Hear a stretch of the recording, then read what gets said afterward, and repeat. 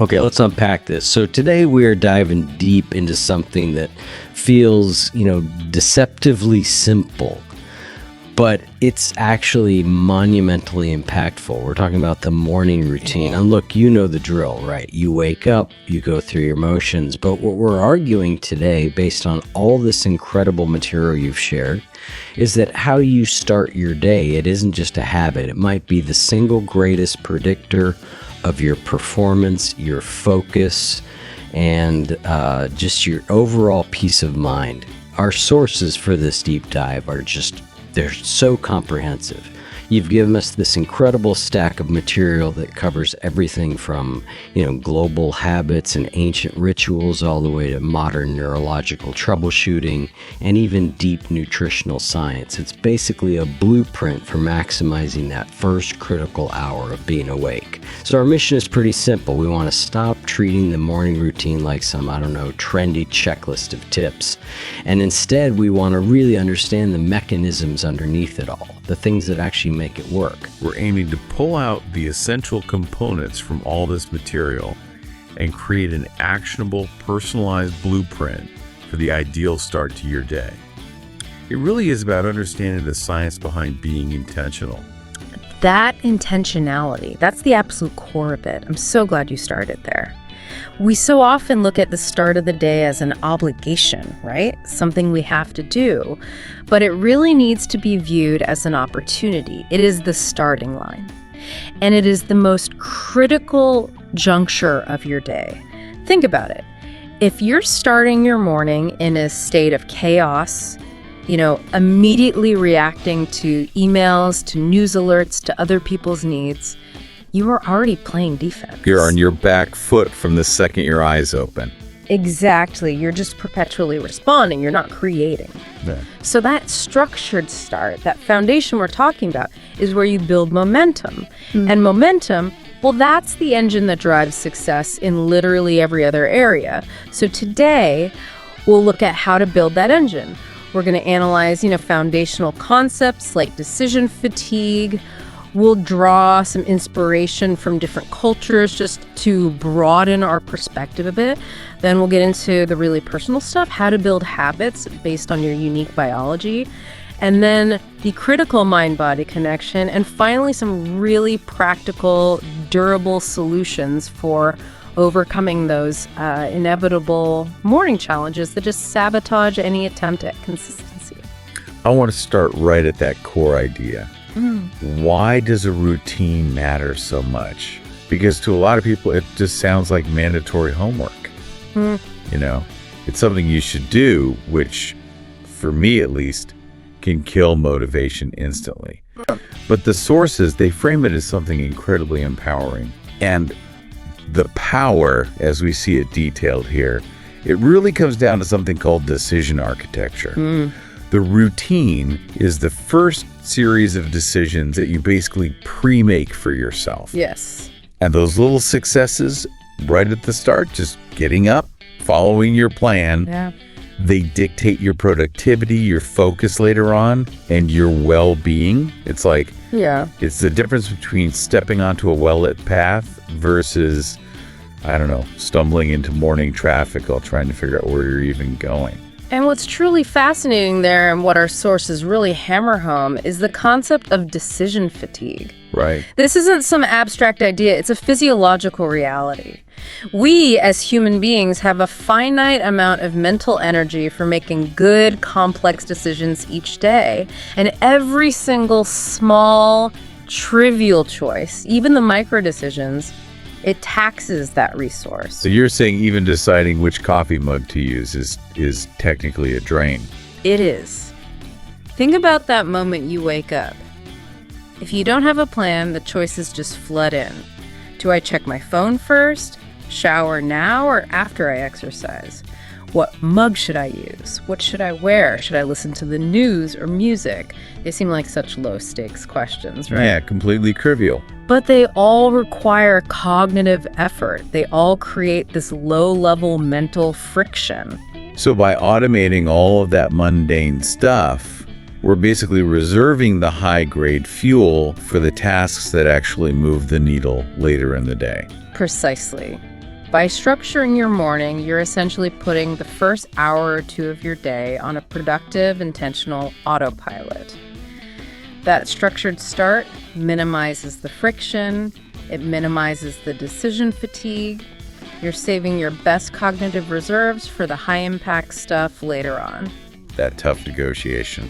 That neat focus writing session, that big problem you have to solve. Yeah.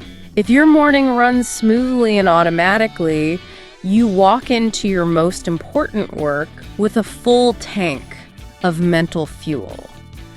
And that, right there, is the real why behind why high performers guard their mornings so fiercely. It's not about discipline for its own sake. It's resource management. It's resource management, exactly. I really appreciate that our material forces us to look outside of the standard Silicon Valley checklist for inspiration. The morning routine doesn't have to be about biohacking or some complex, expensive protocol. Morning rituals are clearly not monolithic. And drawing inspiration from other cultures, it offers just an incredible perspective. It shows how community and rest can be just as vital as, pure grit. Absolutely. So let's look at two really specific, powerful examples from the sources. First up, the case of the famous Japanese morning stretches. This is such a profound example. It integrates physical activity with this, the sense of cultural and collective well-being. We're talking about Radio Taiso. Radio Taiso.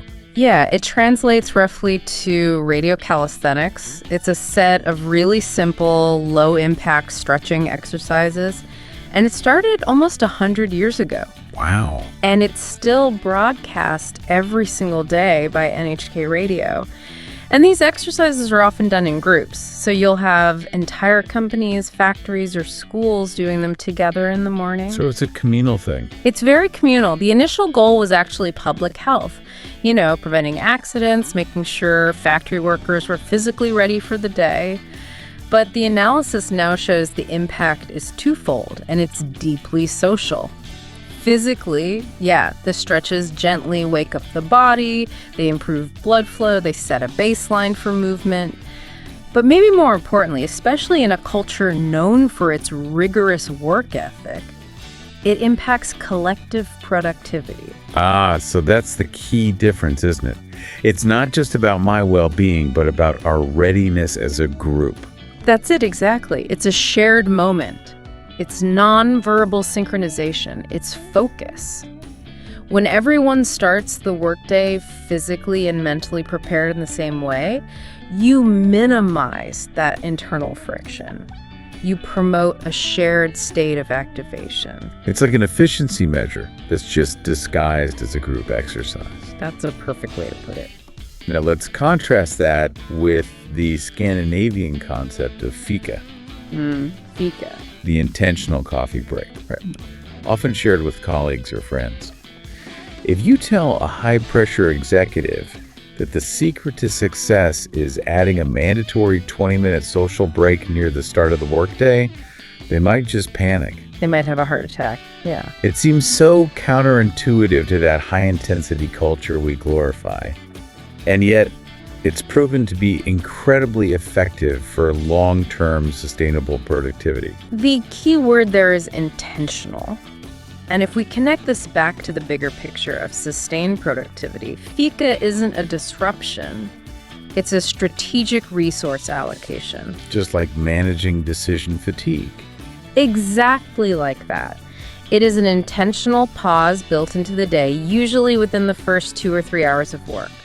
Look, high-intensity, high-focus work is just not sustainable over an 8-hour day without real breaks. Right, and scrolling on your phone doesn't count. It absolutely does not count. The fika ritual provides a legitimate, culturally encouraged chance to step away from the keyboard, to socialize, to engage in low-stakes mental activity. Research confirms that these brief mental breaks drastically improve focus later on. They improve retention and decision-making accuracy. I would imagine it helps with burnout, too. Oh, significantly. It massively reduces the psychological risk of burnout. The Scandinavians are essentially prioritizing long-term health and sustainable productivity over short-term frantic activity. It's a really proactive well-being strategy disguised as a coffee break. So we've moved from just observing a strong work ethic to understanding these intentional mechanisms. Minimizing decision fatigue, collective physical prep, strategically scheduling rest. But these are big cultural habits. How do we take these global insights and build something that actually works for you, the individual listener who lives a completely different life? That is the million-dollar question. And the sources are so clear on this. You cannot just copy-paste the routine of a CEO or some tech mogul or an Olympic athlete and expect it to work. No, that is the fastest path to failure and, frankly, self-criticism. We have to move from those generic tips to something truly individualized and sustainable. And this starts with what might be the most critical distinction in personalization. Identifying your chronotype.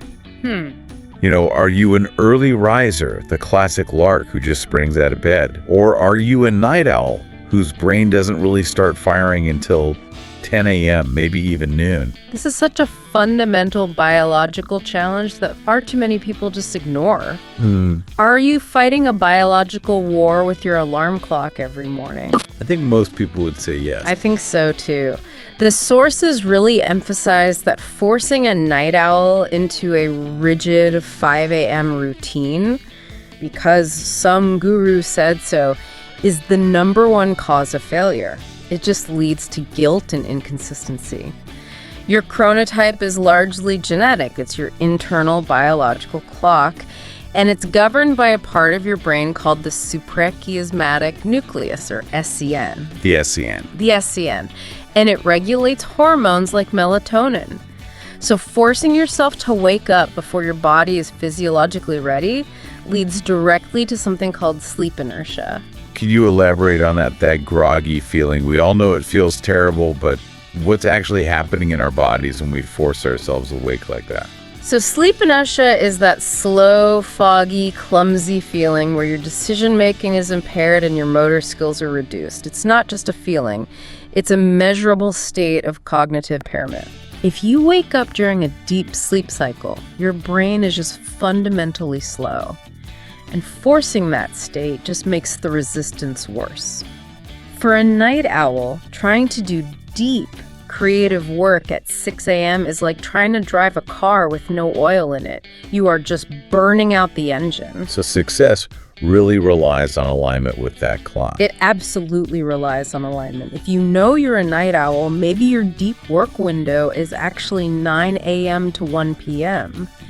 And your routine just needs to be shifted later. Your goal in the morning shouldn't be peak productivity, but gentle activation. And that often means the routine has to start the night before, right? It has to. Ensuring you get adequate sleep duration and quality, regardless of your wake-up time, so that when you hit your peak window, you're fully rested. So once we've respected our biological clock, whether that's a 5 a.m. start or an 8 a.m. start, we hit the next wall. Sustainability. We've all done it. You create this glorious new routine. It lasts for 3 days, and then it just collapses because it demands an insane amount of time or discipline. The material here is vital. It says the routine must be realistic. Perfection is the enemy of sustainability. 100%. We need small, achievable steps that compound. We should be aiming for the minimum viable routine, not the maximum possible one. That concept, the minimum viable routine, is so critical because drastic overnight changes, they just trigger resistance in the brain. They feel threatening, they feel disruptive, unsustainable. Instead, you should think of it like building a huge piece of furniture. You don't start by trying to lift the entire cabinet at once. Right. You start by connecting two small pieces. And you do it again and again until that connection becomes automatic. The sources recommend something called the 2-minute rule, right? Yes, the 2-minute rule. If a habit takes less than 2 minutes, just do it immediately. So instead of I'm going to read for an hour, your goal is read 1 page.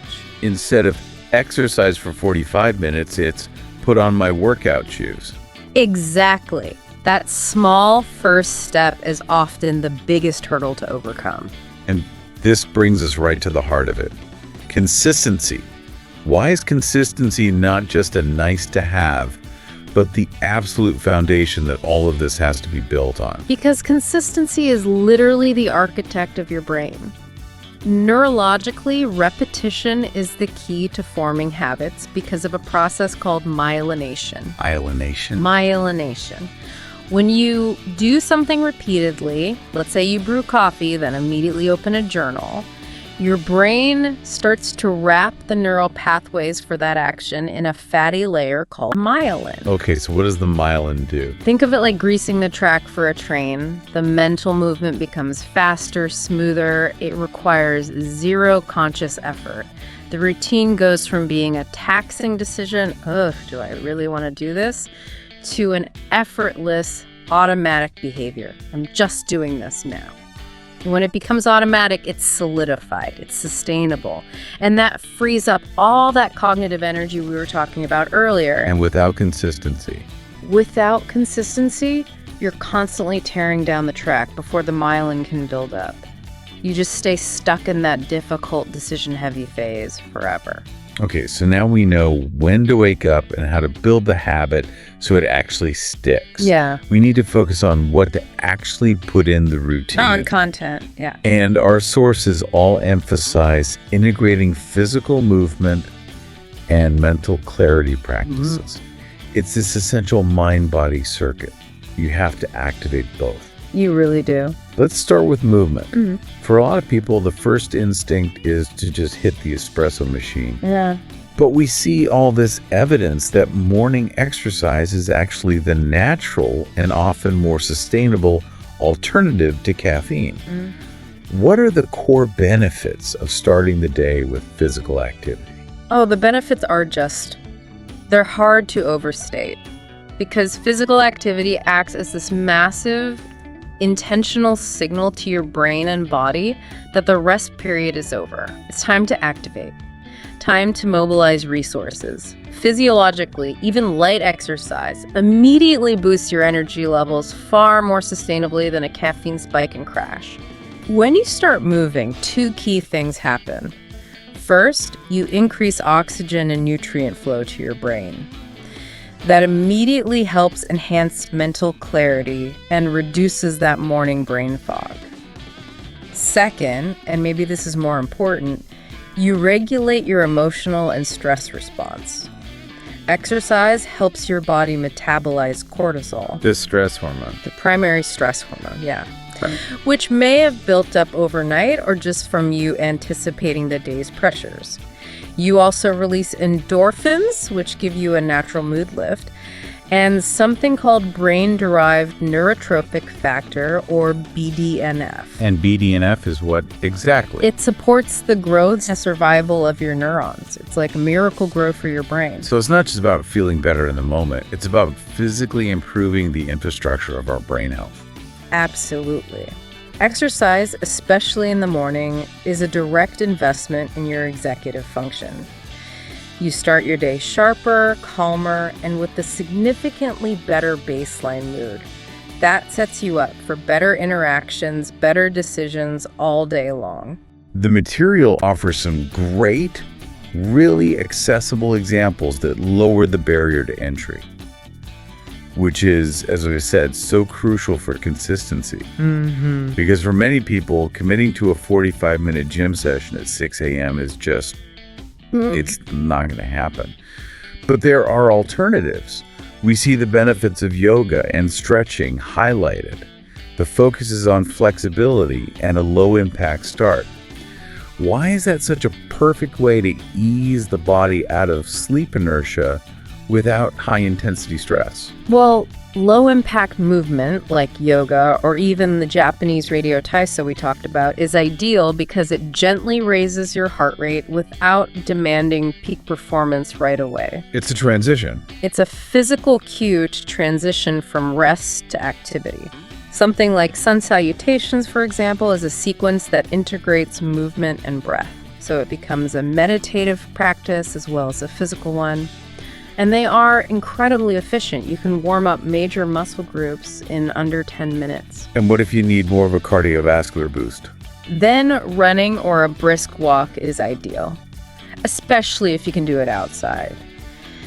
Getting even 10 to 15 minutes of natural light exposure early in the morning is a crucial signal to that SCN in your brain we mentioned. Ah, the clock. It tells your body to stop producing melatonin and start the day's cortisol cycle. It just reinforces your natural rhythm. And for the true beginner, someone who feels overwhelmed just thinking about exercise before 8 a.m., what's the advice for those simple, immediate entry points? Start absurdly small. I mean it. Can you commit to 2 sets of 10 bodyweight squats while the water for your coffee heats up? Okay, I think most people could manage that. Or can you do a quick 5-minute Tabata routine? That's 20 seconds of all-out effort, 10 seconds of rest. You can do high knees, jumping jacks. That short burst of high-intensity, zero equipment activity is enough to get the physiological response rolling. You get the endorphins, the heart rate up. You do. It's all about lowering the mental hurdle so far that it becomes almost impossible to fail. So moving from the body to the mind. The other essential half of this circuit is cultivating mindfulness and focus. In this crazy, reactive world we live in, starting the day grounded feels non-negotiable. It is. If we don't set our own internal state, the external chaos will do it for us immediately. Our sources highlight the direct role of mindfulness in reducing stress levels before the day even ramps up. That's the difference between choosing your internal state and just letting external demands hijack it. And this is all about intentional processing. It's about training your nervous system. Mindfulness practices, whether it's focused breathing or a body scan, they teach you to observe your thoughts and feelings. The to-do list anxiety, the fear about that big meeting. All of it. You learn to observe it without immediately reacting to it or assigning it some huge urgency. This is an essential self-regulatory skill.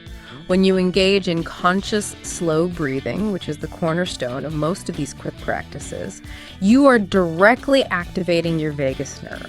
And the vagus nerve is? It runs from your brainstem down to your abdomen. The vagus nerve is the main brake pedal for your sympathetic nervous system. That's your fight or flight response. So by breathing slowly and deeply, you shift your system into the parasympathetic rest and digest state. You bring calm. You consciously counter that cortisol spike, which means you can approach your email inbox with clarity, not panic. But time is so scarce, especially for parents or people with long commutes. We don't have hours for a silent retreat. How effective can these quick meditation techniques really be on a busy morning? They can be extremely effective. The efficacy of even a 5-minute practice is profound because consistency will always trump duration. You don't need an hour. You do not need an hour. A 5-minute technique like box breathing, inhale for 4, hold for 4, exhale for 4, hold for 4, or a quick 3-minute body scan that you do while you're just sitting on the edge of your bed or even in your car before you leave the driveway. That can reset your entire nervous system.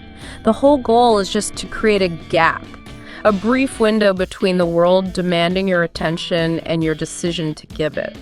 And connecting that calm mental state to positivity, the practice of incorporating gratitude, seems especially effective for shifting your mental framework right out of gate. It's a powerful internal redirect. Gratitude practices are a fundamental mental shift because they force your brain to actively seek out positive inputs. If you take a moment to detail 3 things you are genuinely appreciative of, whether it's the taste of your coffee or the quiet moment before the kids wake up or a specific professional win, you are actively training your prefrontal cortex to recognize and prioritize positive information. And this isn't just, fluffy sentiment. No, it has a serious cognitive impact. It shifts your mental framework away from what we call deficit thinking, that relentless focus on what you lack, what you need, what's going wrong, toward one of abundance and appreciation. And that improved outlook, it reduces the mental chatter that's associated with low-grade stress and anxiety, and that directly enhances your sustained focus and clarity for the tasks ahead. It's probably the lowest effort, highest return practice in the entire routine. Okay, so we've established the foundation, we've personalized the timing, we've primed the mind and the body. Now let's talk fuel. Skipping breakfast is a classic mistake. But I want to bring up a common objection here because we hear so much about intermittent fasting right now. How do the sources justify emphasizing breakfast as crucial when so many people are being advised to push that fast for high performance? That is a legitimate and a critical question. And the answer really lies in defining your goal. Okay. If your primary goal is weight loss or specific metabolic health benefits, then yeah, intermittent fasting may be appropriate for you. But our sources are focused on peak cognitive productivity and sustained energy flow. And for that goal, breakfast is critical. For that goal, breakfast is crucial. The link is clear. Your brain runs primarily on glucose. And after a night of fasting, which is still a period of high metabolic activity even when you're asleep, those glucose stores need to be replenished to support complex, resource-intensive thinking. If you skip breakfast or just rely on caffeine, you're essentially asking your brain to run a marathon on fumes. When the cognitive demands hit you mid-morning, your brain is just going to crash. And the type of breakfast matters too, right? A sugary cereal is not the answer. Oh, absolutely not. If you eat a meal that's dominated by simple sugars, you get this massive insulin spike and then a rapid blood sugar crash by mid-morning. That leads to that classic lethargy, irritability, and diminished focus. The goal is sustained release. And that means strategic nutrition. So strategic is the key word here. The material really highlights the need to match your nutrition to your lifestyle. We have to be strategic about what we eat based on how we're going to use that energy. Precise. So for the on-the-go professionals, the ones rushing out the door, maybe already mentally sorting through their schedule, what does that strategic, high-impact breakfast look like? They absolutely need high-protein, minimal prep options. Protein is the cornerstone for them. So things like overnight oats. Overnight oats made with Greek yogurt, a protein powder smoothie, or maybe some pre-cooked egg muffins. Protein is vital because it significantly increases satiety, so it keeps you full longer. And it requires more energy to digest than carbs, which helps even out that blood sugar curve. So no mid-morning crash? Exactly. It ensures sustained focus and a mental buffer during the intense morning meetings or decision-making periods. But the key for the on-the-go person is that the prep has to happen the night before. This eliminates decision fatigue in the morning and ensures they don't default to a drive-through pastry out of sheer desperation. Now, what about for those who have more time? Home-based workers or people whose routines just allow for a slower, more deliberate morning. They have the luxury of maximizing nutrient density and complexity. They can afford more complex, balanced meals. So we're talking whole grain toast with avocado and eggs. Or a substantial bowl of oatmeal topped with berries and nuts. crucially, the sources emphasize the connection between specific nutrients and mental performance. We need to look for ingredients that support sustained mental function. Complex carbs, like quality oatmeal or whole grains, they offer that long-term, slow-burn energy.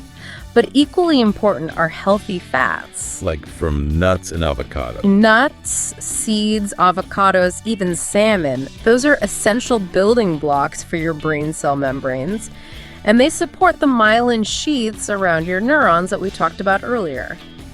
Breakfast isn't just a quick fix for hunger, it's infrastructure support for your brain. This, for me, is maybe the most difficult transition.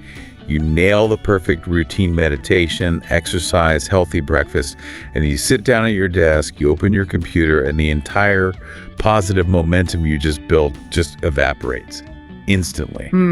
The post-routine slump. We have to address this because it's where most people fail. We have to identify exactly what derails that motivation. And the number one culprit, according to the principles here, isn't laziness. It's the immediate shift from being proactive to being reactive. 100%. Specifically, immediate access to email or social media. The morning routine is designed to give you calm and clarity, but that clarity is fragile. When you open your inbox or you scroll through social media first thing, you are essentially submitting your carefully set internal priorities to the arbitrary demands and crises of other people. You're just handing over control. You're handing over control. You become reactive to small fires instead of leading your day toward your big goals. The sources all suggest that the calm clarity you achieve in the morning must be immediately applied to high-leverage activities. You have to create what we can call a friction barrier. A friction barrier, I like that. So what are those specific immediate transition strategies we can implement? How do we use that morning calm to set up the rest of the day for success? It all comes down to prioritization and time management. First, use that morning clarity to define your most important tasks, your MITs. The 1 to 3 things. The 1 to 3 things that if you get them done, the whole day is a success no matter what else happens. And you have to write them down physically before you even open your laptop. Second, you institute the first hour rule. For the first 60 to 90 minutes of your workday, your workspace should be physically blocked from distraction. So time blocking. Time blocking. You schedule that first slot only for your MITs, turn off all notifications, close your email application completely, use noise-canceling headphones if you need to. So we're intentionally creating friction to access the distraction, and we're reducing friction to access the important work. Exactly. You are engineering your environment to support the momentum you just built. By using your highest energy, most focused time on your most important goals, you ensure the whole day is directed by your intention. You spend the rest of the day executing against that plan. And that preserves the momentum, and it prevents you from slipping back into that chaotic reactionary state when the emails finally do hit. You've banked your wins first. It's banked your wins. Consistency is hard. We know this. Even with the best intentions, morning obstacles are just inevitable. We need some practical troubleshooting advice because life is rarely a clean slate. Never is. Let's address the most intimate enemy in the morning, the snooze button. The great evil. It is the ultimate psychological barrier. It's that negotiation we have with ourselves at 6 a.m. where the tired version of us always seems to win. What strategies do the sources offer for overcoming this temptation, beyond just don't do it? The snooze button is such a powerful trap because it exploits that physiological state, sleep inertia, but it also compounds the problem psychologically. When you hit snooze, you are not getting real, legitimate rest.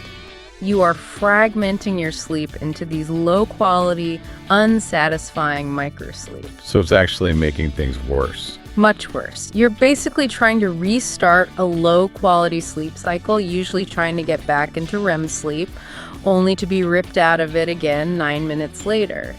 This repeated fragmentation just leaves you feeling groggier, not more rested, and psychologically, you are training your brain that your own stated intention, your plan to get up and start your routine, is negotiable. You literally start the day with an immediate mental loss. That's a huge insight. You're starting the day by failing your first contract with yourself. So how do we win this contract?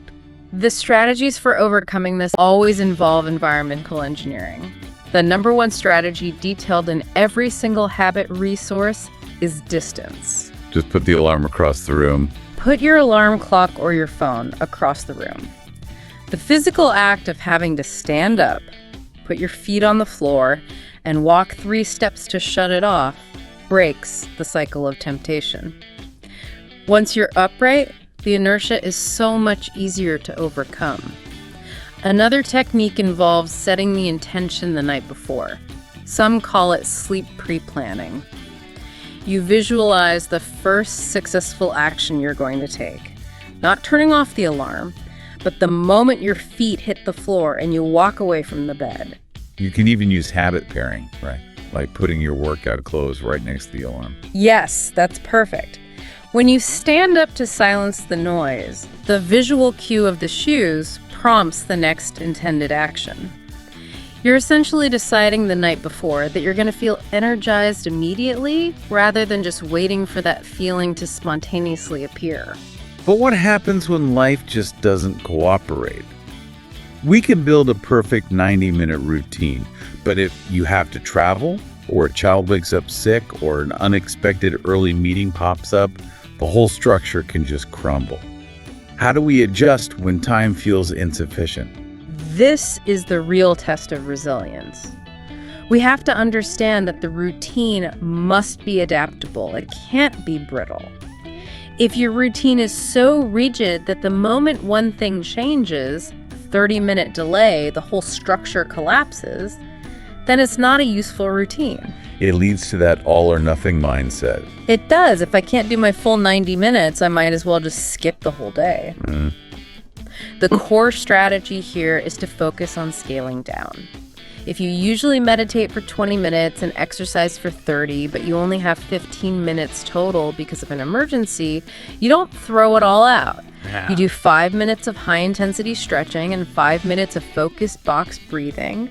You focus on getting the core benefit even if the duration is drastically reduced. So this sounds like identifying your non-negotiable keystone habits. Yeah. The 1 or 2 elements that have to survive even in the busiest days, the ones that anchor all the other positive behaviors. That is exactly right. Keystone habits are the actions that, when you do them, they trigger a chain reaction of other positive choices. For one person, that might be 10 minutes of journaling. For another, it might be that cardiovascular movement for the energy boost. You have to ruthlessly identify the 1 or 2 actions that give you 80% of the emotional or energetic benefit, and you prioritize only those during times of high stress or low time. So you're still maintaining the integrity of the routine. You're maintaining the structural integrity, you're still starting your day intentionally. You haven't broken the consistency streak, you've just adapted the length of the activity. You can tell yourself, I did my emergency routine instead of I failed today, and that preserves your psychological momentum. And finally, the material reminds us that this learning is ongoing. We've talked about global habits like Fika and Radio Taiso, but the utility of learning from other people, hearing about unique or inspiring habits that are tailored for modern, chaotic lives, can continuously refine and optimize our own routine. Your ideal routine today might be radically different 6 months from now. Because your job changes, your family needs shift, your physical abilities evolve. Staying open to researching and incorporating new practices seems key to preventing your routine from becoming a stale, boring obligation. Yes, that continuous refinement is absolutely essential. The moment the routine starts to feel like a chore, you are at high risk of abandoning it. By learning from what works for others, maybe a unique way of integrating gratitude while you're waiting for the train, or a specific breathing technique for anxiety, you expose yourself to things that might suddenly just click for you. And it reminds you that it's a living process. Yes, learning about shared habits reminds us that we are all just customizing this framework. Optimization isn't a destination. It's a continuous, engaging exploration. It keeps the process fresh. It prevents the habit from becoming something you just have to do and keeps it as something you get to do. So what does this all mean? We've covered a massive amount of ground here. We've moved beyond the simple tips to really establish the deep mechanisms of morning success. The necessity of consistency, making that habit automatic through myelination, that is absolutely key. The power of personalization means you have to respect your own biology. Whether you're a night owl or an early riser, you have to build a routine that serves your chronotype. And of course, that critical dual role of physical movement and mental clarity. That ensures you're fueling both your body and your brain for peak performance. Always remembering that the quality of your fuel, well, it determines the quality of your day. And remember that this deep dive is meant to provide a resilient framework, not a rigid set of mandatory rules. We strongly encourage you to experiment. Please don't try to adopt everything all at once. Try incorporating an intentional pause, like the Scandinavian fika, into your mid-morning. Test out a 5-minute gratitude practice right before you check your phone. Find the combination of keystone habits that reduces your decision fatigue and maximizes your energy for the things that truly matter to you. The routine isn't about achieving perfection. It's about achieving consistency. Start small, focus on the immediate, and just celebrate the fact that you showed up for yourself. So if your morning routine is the only thing you truly control in a chaotic day, the one segment of time where you can be proactive instead of reactive, how much energy and focus are you currently wasting by choosing to start on autopilot? That's the question to mull over as you design your own powerful, intentional start to the day.